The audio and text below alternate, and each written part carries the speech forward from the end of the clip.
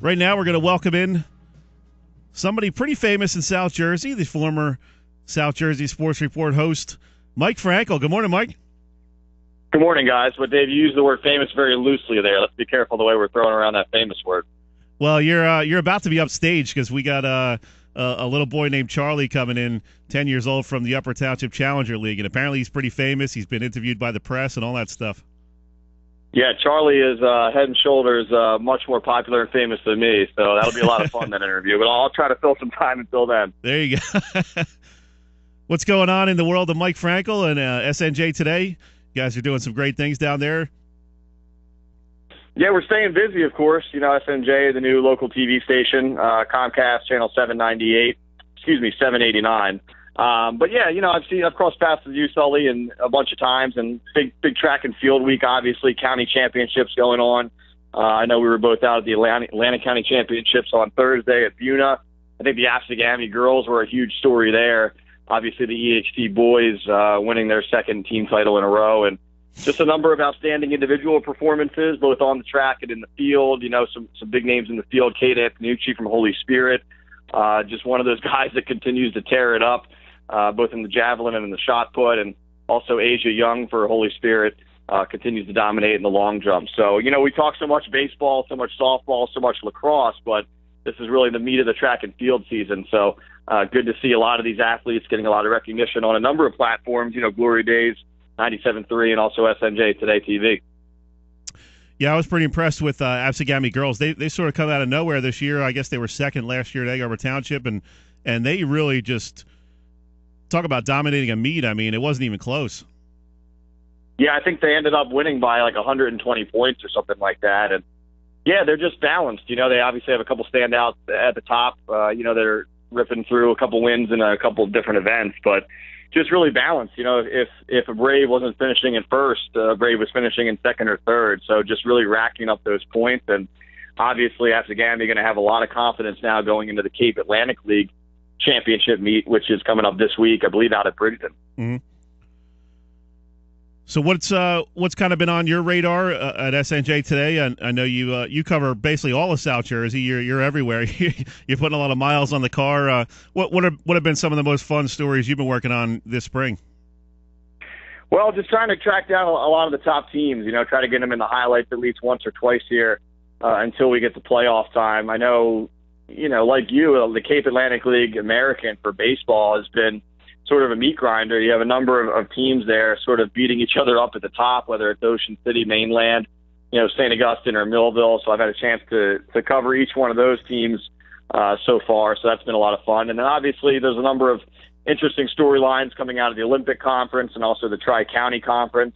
You know, a team like a Wildwood has just been on a Cinderella run this season, and they're going to get a chance to play in the Diamond Classic later today up against Eastern. And it's certainly been well documented that the Diamond Classic is a tournament where the little guys get a chance. Well, Wildwood is the littlest guy in South Jersey. They're having a great year, and let's see what they can do against Eastern. So just been covering a lot of games for SNJ today, a number of feature stories as well. Obviously, ShopRite LPGA Classic coming back in a few weeks. So there was Media Day this past week. I had a chance to talk to Anna Nordquist, the defending champion. So yeah, just getting out there, trying to cover as much as we can and bring that great local TV coverage to South Jersey viewers.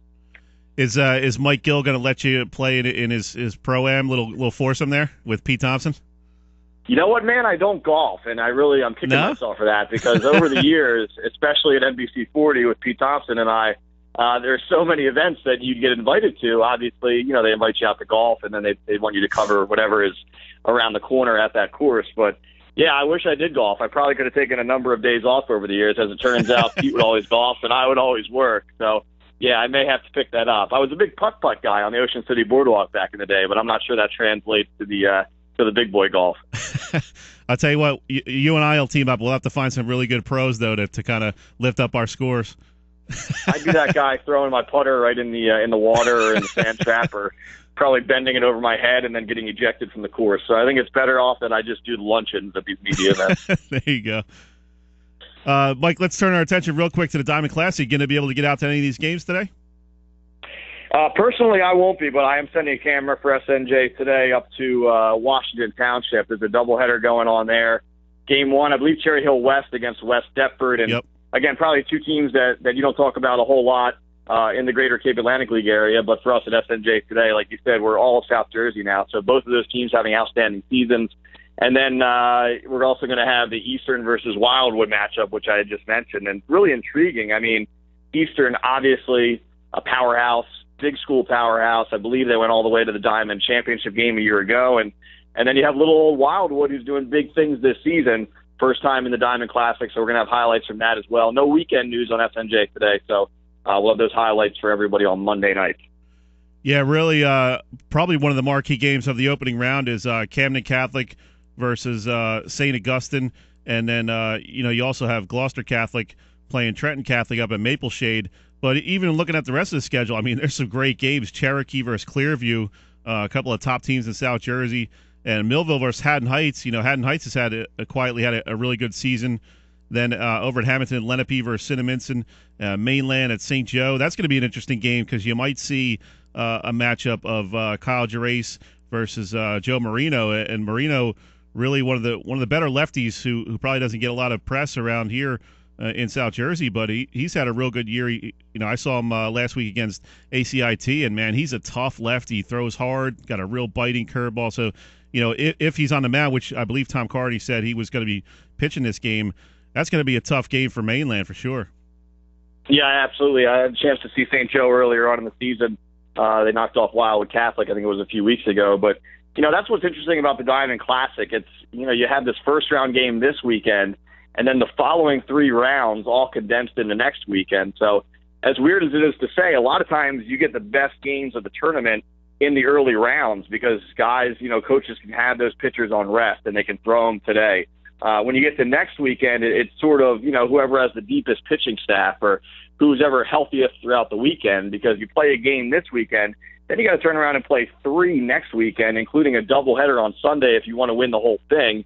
And, of course, I know there's been a lot of talk in recent years about how non-publics have a little bit of an advantage over publics in that the state playoffs start for the public schools the day after the Diamond Championship, whereas the non-public schools have a couple of days off. So baseball, Sully, it's all about pitching. And, a lot of these teams aren't really that deep in the staff. So if they want to throw a guy in the Diamond, they're not going to be able to throw him in the early round of the state playoffs, at least for the public schools. So that's always been a little bit of a talk. But, hey, I think at the end of the day, everyone loves the tournament. Each coach can go about it their own way. State playoffs, obviously the big thing people want to win, but the Diamond is right up there with it. So if a team gets hot, maybe makes it deep into Sunday, whether it's the semifinals or the final, maybe those coaches start thinking about putting their ace out there and trying to win this tournament and then regrouping for the state playoffs. Yeah, it is a little bit crazy. You get to that Sunday, and it turns out to be a doubleheader at 2 different locations. So it's not a lot of time in between. Then you got to drive from one place to the other. So it's definitely survival of the fittest in terms of that tournament. Mike, what are you looking forward to the next couple of weeks? Obviously, there's going to be a ton going on with all these sports and playoffs starting up. Anything really going to grab your attention over the next couple of weeks? Well, I always look forward to the South Jersey track and field meets. Egg Harbor Township does a great job hosting the South Jerseys, I believe the states this year. So, that's really nice for us. You don't have to drive that far to see really some of the top athletes in the entire state competing right there at EHT. So I always look forward to those track and field meets. And then, softball playoffs, baseball playoffs. I know the lacrosse playoffs actually start this week coming up on a Wednesday, I believe. So it's just that time of year where, the spring sports season in general, as you know, Sully, is so condensed. And before you know it, we're in playoff time. So I believe the seedings come out sometime this week for baseball and softball. And then teams, as we mentioned, start aligning their rotations to get ready. So, we didn't talk much softball, but I think there's a bunch of local teams, especially Cape Atlantic League teams, that could really make some noise this year. You look at a team like an Egg Harbor Township, who's just red hot right now, I believe still undefeated. And then a team like a Millville, maybe just one step behind. I know it has played EHT really tough twice, has lost by a single run each time. You go down to South Jersey Group 3. Delsey is on an incredible roll. They had a walk-off win this week over Cumberland, which is another top team there. So I think some of these softball races, especially in the South Jersey public bracket, you're going to see a lot of local teams, Cape Atlantic League teams, greater Cape Atlantic League area, whether it's Tri-County Conference, what have you. I think they're going to make a lot of noise in those South Jersey softball playoffs. Good stuff, Mike. Appreciate you hopping on board. We'll see you soon. I'm sure I'll be running into you pretty much on a daily basis the next couple of weeks.